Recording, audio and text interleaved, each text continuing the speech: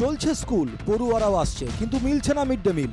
দক্ষিণ চব্বিশ পরগনার গোসাবার দয়াপুর পিসি সেন হাই স্কুলে এই ঘটনা। অভিযোগ, 3 দিন ধরে এই স্কুলে মিড ডে মিল মিলছে না, অভুক্ত অবস্থায় ফিরছে পড়ুয়ারা। অভিভাবক ও পড়ুয়াদের দাবি অবিলম্বে মিড ডে মিল চালু হোক। মানে না খেয়ে ফিরতে হচ্ছে, সমস্যা হয়। মানে স্কুল কি বলছে, মানে যে মিড ডে মিল দিচ্ছে না বা না খেয়ে ফিরে যাচ্ছে। স্কুল থেকে কিছু বলছে না, কিন্তু মিড ডে মিলও দিচ্ছে না। মিড ডে মিল বন্ধ থাকার জন্য প্রধান শিক্ষককে এই কাঠগড়ায় তুলেছেন অভিভাবকরা।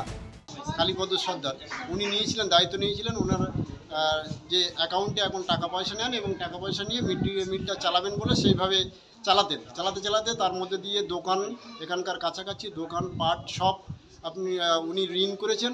2 লাখ টাকার ওপরে, 2-3 লাখ টাকার উপরে ঋণ করে সে টাকা পয়সা শোধ করেননি। কেন বন্ধ মিড ডে মিল? স্কুলের ভারপ্রাপ্ত প্রধান শিক্ষক কালীপদ সর্দারের অভিযোগ, স্থানীয় সাতজেলিয়া পঞ্চায়েতের তৃণমূলের উপপ্রধানের নির্দেশে স্কুলে মিড ডে মিল বন্ধ। তার আরও অভিযোগ, উপপ্রধান তাকে স্কুলে ঢুকতে দিচ্ছেন না।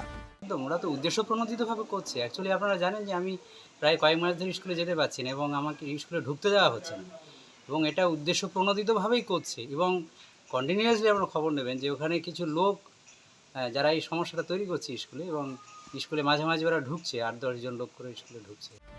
বিডিওর কাছে অভিযোগ জানিয়েছেন প্রধান শিক্ষক। পাল্টা প্রধান শিক্ষকের বিরুদ্ধে অভিযোগ জানিয়েছেন উপপ্রধান। উপপ্রধানের অভিযোগ, প্রধান শিক্ষক দীর্ঘদিন স্কুলে আসেন না, সেই কারণেই মিড ডে মিল বন্ধ। সাতজেলিয়া অঞ্চলের দয়াপুরে পিসেন স্কুলের টিওআইসি হচ্ছে কালীপদ সর্দার।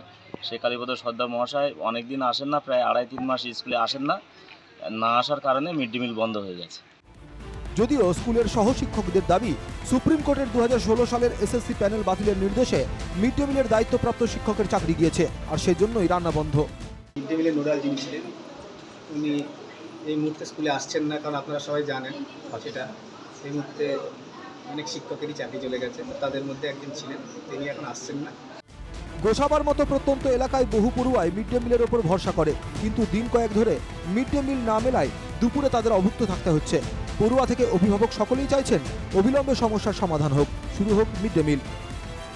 দক্ষিণ চব্বিশ পরগনা থেকে সৌরভ বিশালের রিপোর্ট, এনকেটিভি বাংলা।